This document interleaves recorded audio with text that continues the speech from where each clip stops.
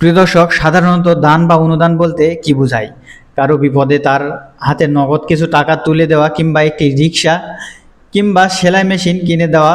দেশের বড় বড় স্টার বা ফাউন্ডেশনগুলো ঠিক এভাবেই মানুষের জীবন বদলানোর জন্য কাজ করে আসছে।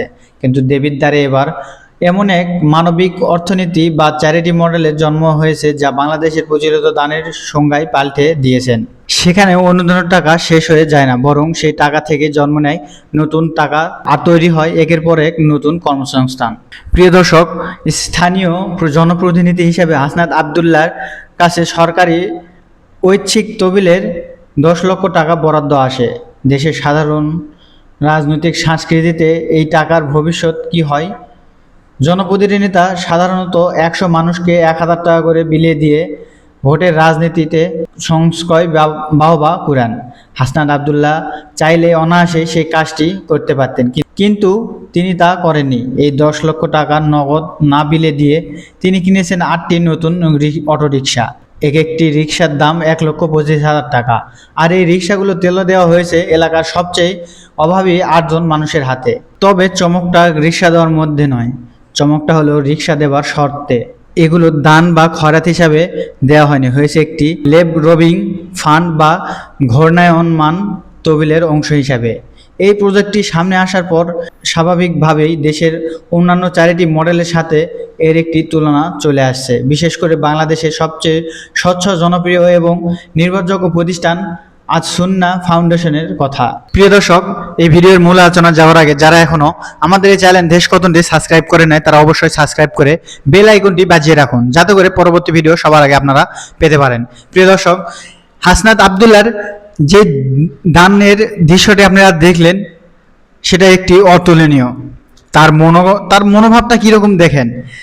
তিনি একজন মানুষকে স্বাবলম্বী করলেন এবং সেখান থেকে আরও মানুষের স্বাবলম্বী করার জন্য তিনি প্রক্রিয়াও খুঁজে বের করেছেন। সত্যি একটি অতুলনীয় পরিকল্পনা। প্রিয় দর্শক, আমরা স্যালুট জানাই হাসনাত আবদুল্লাহ ভাইকে। হাসনাত আবদুল্লাহর মতো প্রতিটি জেলায় জেলায় এরকম এমপি আমরা চাই, যে গরিব মানুষ, গরিব অসহায় মানুষদের প্রতি পাশে দাঁড়াবে, তাদেরকে স্বাবলম্বী করবে এবং সেখান থেকেও আরও অন্যজনকে যেন স্বাবলম্বী করতে পারে সেই ব্যবস্থাও করবেন। এইরকম প্রতিটা জেলায় জেলায়, প্রতিটা বিভাগে, থানা বলেন, গ্রাম অঞ্চল, সব জায়গায় এরকম নেতা আমাদের প্রয়োজন। কিন্তু বাংলাদেশে আমরা দেখেছি কিছু কিছু ক্ষেত্রে কিছু মানুষ লুটপাট করে খায়, গরিব মানুষের হক তারা মেরে খায়, অনেক নেতারা আছে। তো এগুলো থেকে বিরত থাকুন। আল্লাহ ছাড় দেয় কিন্তু ছেড়ে দেয় না। তো প্রিয় দর্শক, হাসনাত আবদুল্লাহর প্রতি আপনাদের সবাই দোয়া রাখবেন, আরও গরিব দুঃখীদের মাঝে মিশে থাকতে পারেন এবং স্বাবলম্বী করতে পারেন সবাইকে। তো প্রিয় দর্শক, এখন আসা যাক মূল আলোচনায়। না বললেই নয়, একটি বিষয় পরিষ্কার করা প্রয়োজন। শায়েখ আহমদুল্লাহ নেতৃত্বাধীন আজ সুন্নাহ ফাউন্ডেশন বাংলাদেশের মানবিক কাজে একটি উজ্জ্বল নক্ষত্র। দেশের যে কোনো দুর্যোগ বা প্রান্তিক মানুষের কর্মসংস্থানের তাদের স্বচ্ছতা এবং বিশাল কর্মযোগ্যের কোনো বিকল্প নেই। ক্রাউড ফান্ডিং এর মাধ্যমে কোটি কোটি টাকা তুলে লাখো মানুষকে স্বাবলম্বী করার যে নজির তারা স্থাপন করেছে, তা সত্যি অতুলনীয়। তাহলে হাসনাত আবদুল্লাহর এই দানের মডেলটি বিশেষত্ব কোথায়? প্রিয় দর্শক, আজ সুন্নাহ ফাউন্ডেশন সাধারণত মানুষকে স্বাবলম্বী করার জন্য রিক্সা, ভ্যান বা ছাগল উপহার বা দান হিসাবে দিয়ে থাকে। গৃহীতাকে সেই টাকা ফেরত দিতে হয় না। এটি একটি ডিরেক্ট এম্পাওয়ারমেন্ট বা সরাসরি ক্ষমতায়ন মডেল। অন্যদিকে দেবীর দ্বারে এই মডেলে তৈরি হয়েছে একটি মাইক্রো ইকোনমিক সাইকেল বা ক্ষুদ্র অর্থনৈতিক চক্র, যেখানে গৃহীতাকে, অর্থাৎ যাকে রিক্সা দেওয়া হবে, তাকে রিক্সাটি সরাসরি দান না করে দেওয়া হয়নি, হয়েছে বিনা সুদে ঋণ হিসাবে। এই মডেলের সবচেয়ে বড় শক্তি হলো, যিনি আজ সাহায্য নিচ্ছেন, কাল তিনি নিজেই আরেকজনকে, অসহায় মানুষকে সাহায্য করা তহবিলে টাকা জোগাচ্ছেন। দর্শক, এই মাস্টার প্ল্যানের অর্থনীতির হিসাবটা একটু মিলিয়ে দেখা যাক।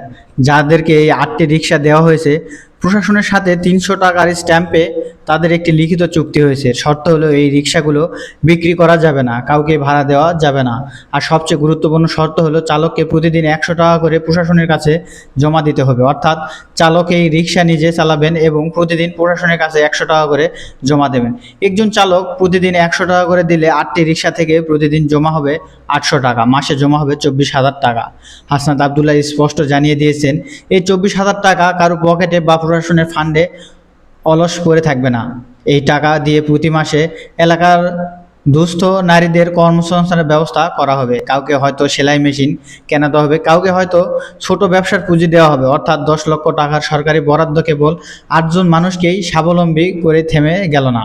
ওই 8টি রিক্সা থেকে প্রতি মাসে যে 24,000 টাকা আসবে তা দিয়ে অনন্তকাল ধরে চলতে থাকবে নতুন নতুন মানুষের কর্মসংস্থান। একেই বলে অর্থনীতির ভাষায় কখনো না থামার সাইকেল। যে কোনো ঋণ মডেলে গৃহীতাকে উৎসাহিত করার খুবই জরুরি।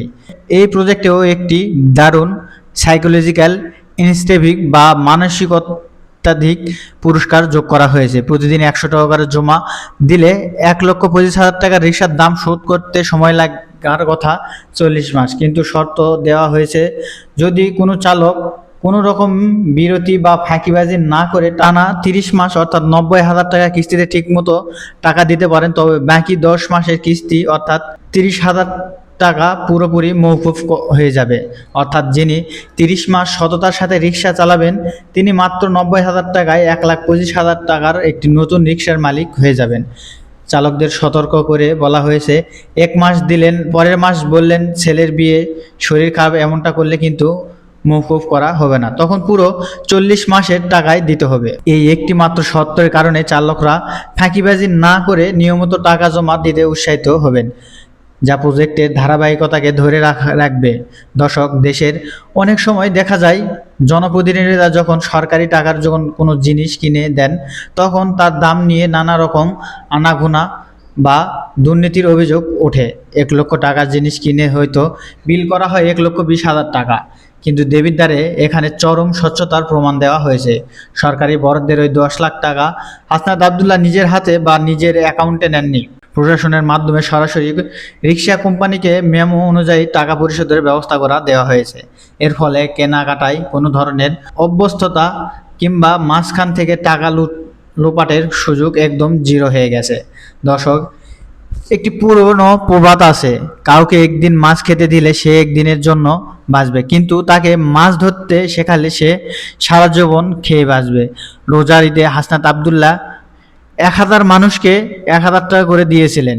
এতে মানুষ খুশি হয়েছিল ঠিকই, কিন্তু ওই 1,000 টাকা মানুষের জীবনে স্থায়ী কোনো সমাধান আনেনি, বড়জোর এলাকার বাজারে খরচ মিটিয়েছিল।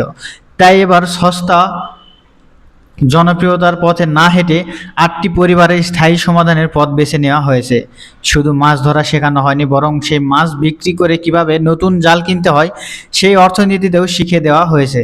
এতে হয়তো তাৎক্ষণিকভাবে 1,000 মানুষের বাহবা পাওয়া যায়নি, কিন্তু দীর্ঘমেয়াদে 8টি পরিবারের চিরকালের জন্য স্বাবলম্বী হয়ে গেল। অবশ্যই এই প্রজেক্টের একটি সীমাবদ্ধতা রয়েছে, অকপটে স্বীকারও করা হয়েছে। দেবিদ্বারে রিক্সা প্রয়োজন বা সাহায্য প্রয়োজন এমন মানুষের সংখ্যা শুধু 8 জন নয়, হয়তো 400 বা তার চেয়েও বেশি।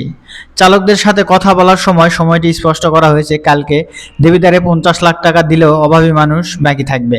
অর্থের সীমাবদ্ধতা আছে, যাদেরকে দেওয়া সম্ভব হয়নি তাদের উদ্দেশ্যে আশ্বাস দেওয়া হয়েছে যে ভবিষ্যতে এই 24,000 টাকার ফান্ড থেকে সরকারের অন্য প্রজেক্টের মাধ্যমে প্রান্তিক জনগোষ্ঠীর বাকি মানুষদের ধাপে ধাপে সংযুক্ত করা হবে। এই সততা এবং বাস্তবতা স্বীকারোক্তি জনপ্রতিনিধি হিসাবে বিশ্বাসযোগ্যতা বাড়িয়ে দিয়েছে হাসনাত আবদুল্লাহ।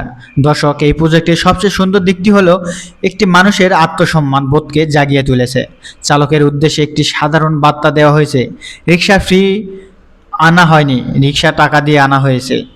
এটা নিজেদের রিক্সা যখন কোনো মানুষ অনুদান বা খয়রাত পায় তখন তার ভিতরে এক ধরনের হীনমানতা তৈরি হয়, কিন্তু যখন সে নিজের উপার্জনের টাকার ঋণ শোধ করে কোনো কিছুর মালিক হয় তখন তার আত্মসম্মানবোধ অনেক বেশি বেড়ে যায়। চালকের পরামর্শ দেওয়া হয়েছে রিক্সাটিকে নিজের সন্তানের মতো যত্ন করে চালাতে, কারণ এটি এখন তাদের রিজিকের মাধ্যম। অতিরিক্ত স্পিডে না চালিয়ে সাবধানে চালানোর পরামর্শ প্রমাণ করে যে এখানে শুধু আর্থিক সহায়তাই করা হয়নি, বরং এক অভিভাবকত্ব দেওয়া হয়েছে। দর্শক, এবার ভাবুন তো, শুধু দেবিদ্বারে নয়, সারা বাংলাদেশে সব উপজেলা এবং সংসদীয় আসনে যদি জনপ্রতিনিধিরা তাদের ঐচ্ছিক বরাদ্দের টাকা খয়রাত হিসাবে না মিলিয়ে দিয়ে এমন স্থায়ী কর্মসংস্থানের রিভলভিং ফান্ড তৈরি করতেন তবে কেমন হতো? প্রথমত, দরিদ্র শুধু কাগজে বা পরিসংখ্যানে সীমাবদ্ধ থাকতো না, বাস্তবে মানুষের জীবনযাপনের দৃশ্যমান পরিবর্তন ঘটতো। প্রিয় দর্শক, হাসনাত আবদুল্লাহর এই দানের মডেলটিকে আপনি কিভাবে দেখছেন? অন্যান্য সংসদ সদস্য থেকে হাসনাত আবদুল্লাহ কেন বারবার নিজেকে আলাদা বলে প্রমাণ করছেন? তো প্রিয় দর্শক, এতক্ষণ পর্যন্ত পুরো ভিডিওটি দেখলেন। ভিডিওটি আপনাদের কাছে কেমন লেগেছে এবং হাসনাত আবদুল্লাহর এই দানের প্রক্রিয়াটি আপনাদেরকে এবং স্বাবলম্বী কর্মসংস্থানের পরিকল্পনাটি আপনাদের কাছে কেমন লেগেছে জানান আপনাদের সুচিন্তিত মতামত আমাদের কমেন্টের ঘরে। তো প্রিয় দর্শক, এই বলে আজকের ভিডিও এখানে শেষ করছি। দেখা হবে পরবর্তী ভিডিওতে। সে পর্যন্ত সবাই ভালো থাকবেন, সুস্থ থাকবেন।